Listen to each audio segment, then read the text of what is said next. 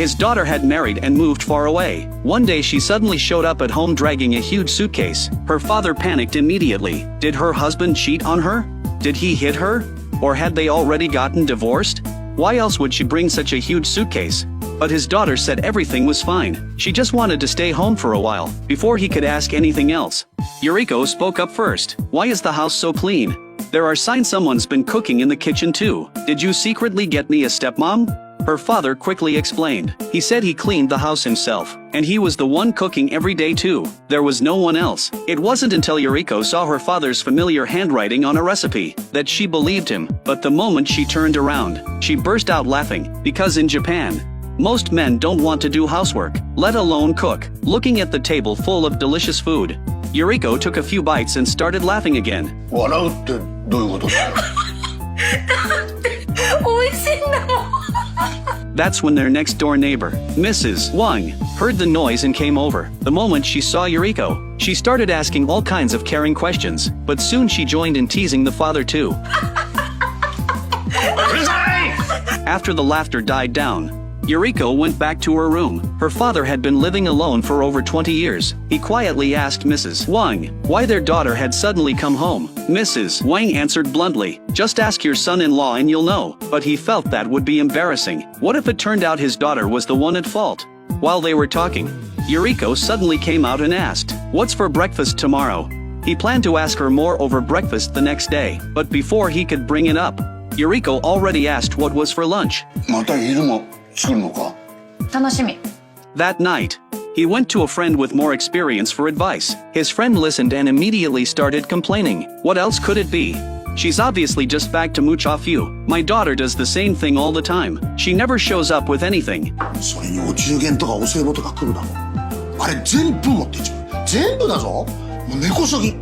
His friend even shared a little trick. Hide all the good food. Just eat instant noodles for a few days. Once she can't get anything good to eat, she'll leave on her own. Maybe he thought his friend had a point. Over the next few days, he reluctantly went shopping with his daughter. He wore an impatient look the whole time. Whenever she wanted his opinion on something she was buying, he'd quickly turn away and pretend not to notice. Until one day, he ran into his daughter while visiting his late wife's grave. He saw Yuriko lying over her mother's grave, crying her eyes out. That's when it hit him. Something wasn't right. He decided to go find his son-in-law and get answers. Before he left, he asked his student and Mrs. Wang to look after Yuriko. If Yuriko asked where he'd gone, they should just say he was visiting relatives far away. With nothing to do, the two of them started chatting. Mrs. Wang was convinced the son-in-law must have cheated. She figured the marriage probably wouldn't survive.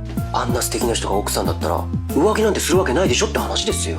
She noticed the student seemed to have a thing for Yuriko, so she couldn't wait to try to set them up. Meanwhile, the father managed to meet with Yuriko's husband without any trouble. He first made his son-in-law promise that he'd act like he knew nothing in front of Yuriko. Only then did the son-in-law tell him the truth. 残りの命は限られています。 Even though the father had braced himself, hearing the truth still hit him hard. Yuriko knew in her heart that in the final stretch of her life, she wanted to spend it with the people she loved most. She wanted her husband to give up half of what little time she had left to her father. But she had no plans to tell her father the truth, because she didn't want his pity. She just wanted to go home and bicker with him a little, to sit down and really enjoy every home-cooked meal together, to talk about the small things in life, to spend a few completely ordinary days together. She wanted to genuinely create these small everyday memories, so that their once tense father-daughter relationship could end on a good note. After hearing his son-in-law's story, tears were already streaming down the father's face. In Yuriko's study, he found every single book he had ever translated. He had once asked his daughter what she thought of his work. At the time, she said she wasn't interested at all. But really, Yuriko had only said that to annoy him. She actually loved his translations. She had even bookmarked every passage she thought was especially well translated. The reason she refused to admit he was talented went back to something that happened when she was a kid. As a child, Yuriko had once been elected class monitor. She came home excited but also a little unsure of herself. She kept talking about it over and over. Her father, busy working, thought she was too noisy. He snapped at her without even asking why. うるさい！できないならやめろ！断れ！まる本当に頭きた。 If he had just said one encouraging word back then, Yuriko might not have grown up so unsure of herself. Now that he knew the truth, he was consumed by guilt. Kneeling at his wife's grave, he asked himself out loud, do I still have a chance to be a good father? He had no idea once he got home. How he was supposed to face his daughter, but the moment he reached the front door, he heard laughter inside. To everyone else, he was just a stubborn, odd old man. Yuriko and Mrs. Wang were imitating his favorite catchphrases. His student couldn't resist joining in with an impression too. The cheerful mood suddenly went quiet. Everyone was still trying not to giggle. The father blurted out his own signature line, and loudly scolded them for it.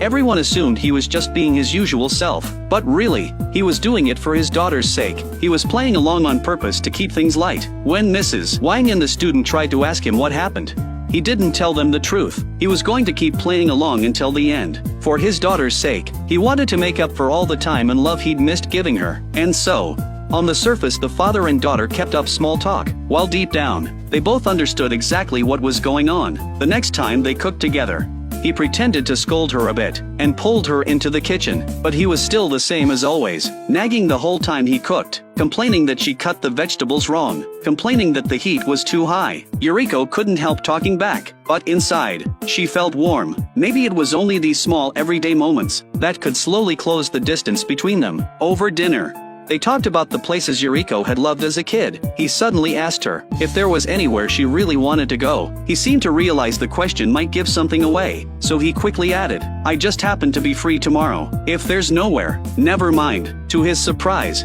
the place Yuriko wanted to go most turned out to be a ramen shop right by their house. Yuriko's mother had passed away young, and her father couldn't cook, so meals were always thrown together. As a kid, she used to hope for a power outage, because then her father would take her out for ramen. Most childhood memories fade over time, but some strange little things always stick. Looking back now, every small thing worth remembering carries its own special meaning. One day, while he was working, her father suddenly handed Yuriko a new book he hadn't started translating yet. He said he wanted to hear what she thought. Yuriko was surprised. Her father never asked for her opinion on anything, let alone on the work he cared about most. She read it carefully and thoughtfully. When she finished, all she said was, "It's pretty good." To her surprise, her father decided to translate the obscure new book after all, and he asked Yuriko to work on it with him. From then on, they spent every day together, discussing the work, cooking meals, sharing every small win and every bit of joy. The day they finished the manuscript, her father suddenly stopped her. They shared a quiet high five. It said everything neither of them could put into words, but what had to come eventually came. Yuriko's condition kept getting worse. To keep her father from seeing her in pain, she decided to go back to her own home the next day. When he heard those words, the ones he dreaded most, he could only fight back his grief and nod. Then, back in his usual lecturing tone, he said, "Just ship the suitcase home. With that skinny little frame of yours, you'd struggle just dragging it along." はい。 Even knowing his daughter was leaving, he had one last request. "Do you want to go see a stand-up comedy show together tomorrow?"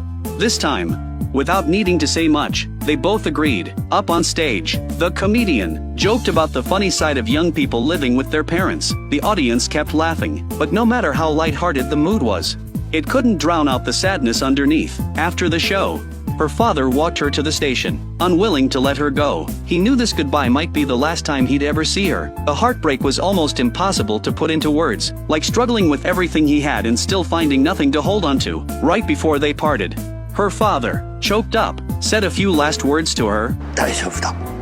大丈夫だ。ゆり子ならできる。頑張れ。 That's when Yuriko realized her father had known the truth all along, but they still chose to say goodbye to each other with love. It wasn't until they turned and walked away that they finally let the tears fall. Yuriko had spent her whole life waiting for one encouraging word from her father, but sadly, no matter how hard she tried, she could never change what fate had in store.